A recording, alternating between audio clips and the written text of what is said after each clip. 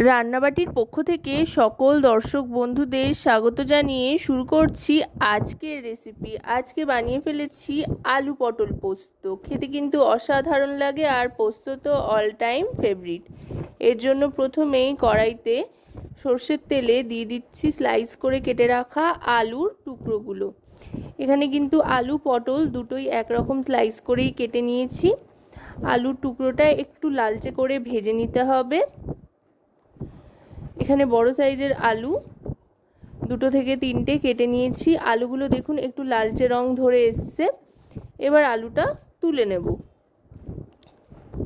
আলুটা তুলে নেওয়ার পর এই তেলেই একই রকম স্লাইস করে কেটে রাখা পটলের টুকরোগুলো দিয়ে ভালো করে ভেজে নিতে হবে।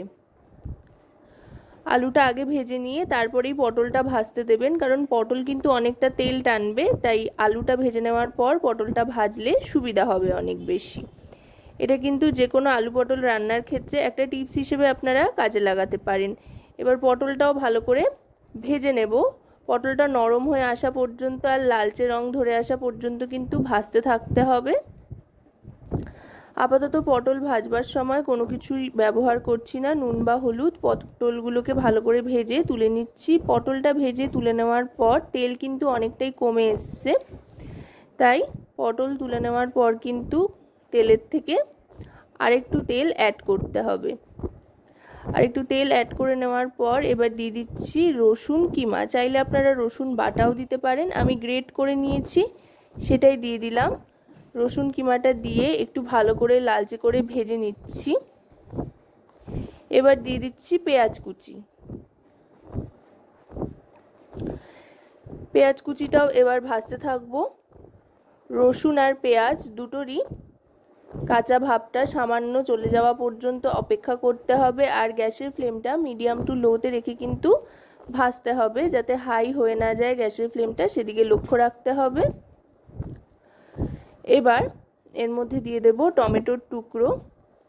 আমরা তো সাধারণ পোস্তর রান্না খেয়েই থাকি আলু পটল ঝিঙে দিয়ে, তবে এভাবে একবার বানিয়ে দেখবেন।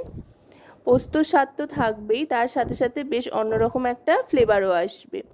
টমেটোর টুকরোগুলো দিয়ে একটু মিশিয়ে নেওয়ার পর দিয়ে দিচ্ছি লবণ। এতে করে পেঁয়াজ টমেটো সমস্তটাই চটপট নরম হয়ে আসবে। পরিমাণ মতো নুন দিয়ে দেওয়ার পর এবার এতে দিয়ে দেব হলুদ গুঁড়ো 1 টিস্পুন পরিমাণে। এবার দিয়ে দিচ্ছি কাশ্মীরি রেড চিলি পাউডার, এটাও 1 টিস্পুন পরিমাণে দিয়ে দিলাম। এবার ভালো করে গুঁড়ো মশলাগুলোর সাথে পেঁয়াজ টমেটো কষিয়ে নেব। গ্যাসের ফ্লেমটা কিন্তু লোতে রেখে মশলাটা কষাতে থাকতে হবে। এবার দিয়ে দেব ভেজে রাখা আলু পটলের টুকরোগুলো। আলু পটলের টুকরো দিয়েও ভালো করে মিশিয়ে নেব। দেখুন খুব সুন্দর একটা কিন্তু রং চলে এসছে। পোস্ত ছাড়াও আপনারা এভাবে কিন্তু রান্না করে দেখতে পারেন। আর পোস্ত তো একটা উপরি পাওনা, দিলে এর স্বাদ আরও অনেক গুণ বেড়ে যাবে।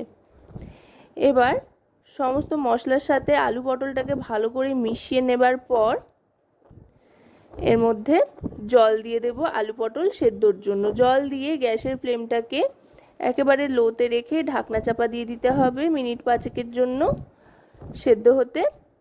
আশা করব রেসিপিটি আপনাদের ভালো লাগবে। ভালো লাগলে অবশ্যই রান্নাবাটি চ্যানেলটিকে সাবস্ক্রাইব করে লাইক শেয়ার কমেন্টের মাধ্যমে আমাদের পাশে থাকবেন, আর পাশে থাকা বেল আইকনটি অন করে দেবেন সবার আগে সমস্ত রকম রান্নার নোটিফিকেশান পাওয়ার জন্য। আর যদি রেসিপিটি আপনারা আমাদের ফেসবুক পেজ থেকে দেখেন তো অবশ্যই রান্নাবাটি ফেসবুক পেজটিকে ফলো করার অনুরোধ রইল। আপনাদের একটা লাইক শেয়ার কমেন্ট সাবস্ক্রাইব কিন্তু আমাদের অনেক উৎসাহিত করেন নতুন নতুন ভিডিও তৈরির জন্য। দেখুন 5 মিনিট বাদে ঢাকনাটা সরিয়ে নিয়েছি আর খুব সুন্দর সেদ্ধও হয়ে গিয়েছে। এবার দিয়ে দিচ্ছি পোস্ত বাটাটা। এখানে 4 চামচ পরিমাণে পোস্ত নিয়ে নিয়েছিলাম, আর তার সাথে কাঁচা লঙ্কাও বেটে নিয়েছিলাম। কাঁচা লঙ্কার পরিমাণটা কিন্তু আপনারা আপনাদের স্বাদ অনুযায়ী কম বেশি করে নিতে পারেন, যতটা ঝাল খাবেন তার উপরে নির্ভর করে। আর পোস্তর বাটি ধোয়া জলটাই ব্যবহার করলাম, খুব বেশি জল কিন্তু এতে ব্যবহার করছি না। একটু শুকনো শুকনো হয় খেতে, মুছে মুছে ভাত কিংবা রুটি লুচি পরোটা যে কোনো কিছুর সাথেই কিন্তু খেতে দারুণ লাগে এই আলু পটল পোস্তর রেসিপি।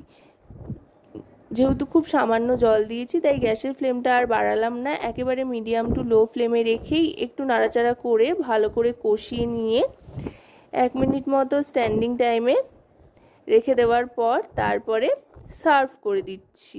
দেখুন দেখতে কতটা লোভনীয় হয়েছে, আর খেতেও কিন্তু দুর্দান্ত লাগে আলু পটল পোস্তর এই রেসিপি। আশা করব রেসিপিটি আপনাদের ভালো লাগবে। ভালো লাগলে অবশ্যই কিন্তু কমেন্টের মাধ্যমে আমাকে জানাতে ভুলবেন না।